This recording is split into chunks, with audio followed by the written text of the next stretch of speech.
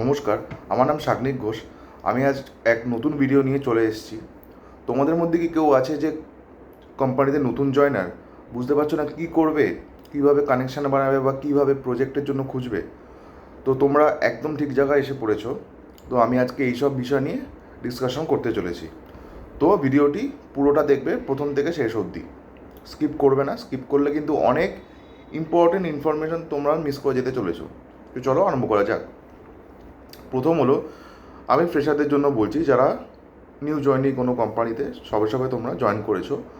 In the sense তোমরা training ফেজে রয়েছো বা হয়তো তোমরা কলেজে রয়েছো, এখনও অনবোর্ডিং হওনি বা ফুল টাইম এমপ্লয়িতে কনভার্ট হওনি। তো তখন তোমাদের কী কী করণীয়? প্রথম হচ্ছে, যে যে টেস্টগুলো বা যে যে টপিকগুলো তোমাদের ট্রেনিংয়ে পড়ানো হচ্ছে, সেসব টপিকগুলো খুব ভালো করে ঝালাই করবে এক্সামের আগে, যে অ্যাসেসমেন্ট তোমাদের না হয়। তার কারণটা হলো, অ্যাসেসমেন্টের কোয়ালিফিকেশনের উপর ডিপেন্ড করে তোমাদের অনবোর্ডিং কত তাড়াতাড়ি হবে। বুঝতে পেরেছো? ট্রেনিং মেটেরিয়াল যেটা হবে, সেখানে তোমরা ভালো করে ট্রেনিং মেটেরিয়ালটা পড়বে। ট্রেনিং মেটেরিয়ালটা পড়ে যদি তোমাদের কোনো ডাউট থাকে, তো তোমরা ট্রেনারদের ক্রস কোয়েশ্চেন করবে। ক্লাসে বসে আড্ডা মারলে কিন্তু একদমই চলবে না। এটা কিন্তু অফিস বা প্রফেশনাল লাইফ, এটা কিন্তু কলেজ বা স্কুলের থেকে একদম সম্পূর্ণ আলাদা। এবার তোমরা যারা ফুল টাইম এমপ্লয় হয়ে গেছো কিন্তু ট্রেনিং এখনও তোমরা রয়েছো, তো তোমাদের জন্য কী করতে হবে আমি বলে দিচ্ছি। যখন তোমরা মনে করো অনবোর্ড হয়ে গেলে, তো তোমরা জানতে পারবে তোমরা কোন ইউনিটে অনবোর্ড হয়েছে বা কোন ডোমেনে অনবোর্ড হয়েছে বা তোমাদের কোন প্র্যাকটিসে অনবোর্ড হয়েছে। প্র্যাকটিস ইন দ্য সেন্স হচ্ছে একটা টেকনোলজি বা একটা কাইন্ড অফ বিজনেস ইউনিট বলতে পারো। যদি তোমাদের বিজনেস ইউনিট কী বা কীভাবে ফাংশন করে একটা কোম্পানিতে, আরও যদি তোমাদের এই বিষয়ে জানতে হয়, do let me no in the comment. ঠিক আছে? আর আমি যেটা বলছিলাম, প্র্যাকটিস হলো একটা বড় ইউনিট যেখানে একটা টেকনোলজিতে কাজ করা এক্সপার্টস অনেকগুলো থাকে। তো তোমাদের যেরকম বিভিন্ন রকম প্র্যাকটিস থাকতে পারে, যেরকম সেলস ফোর্স প্র্যাকটিস বা ইনফ্রাস্ট্রাকচার প্র্যাকটিস বা হচ্ছে এআই ইউনিট, বিভিন্ন রকম ইউনিট থাকতে পারে। তো তোমরা সেটা জানতে পারবে। তোমরা যখন জানতে পারলে তোমরা কোন ইউনিটে আছো, তো তোমাদের প্রথম কাজ যেটা করতে হবে সেটা হলো তোমাদের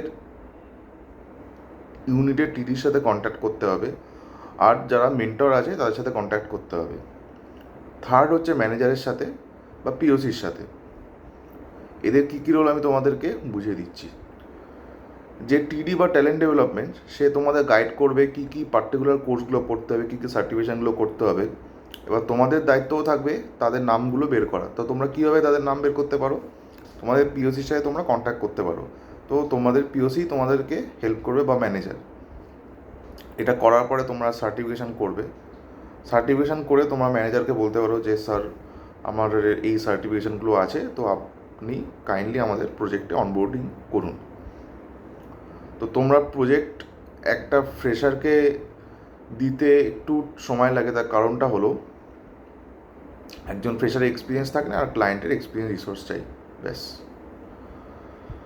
তো আশা করি তোমরা যারা ফ্রেশার তারা বুঝতে পেরেছো যে নিউ জয়েনিং করার পর কী কী তোমাদের করতে হবে।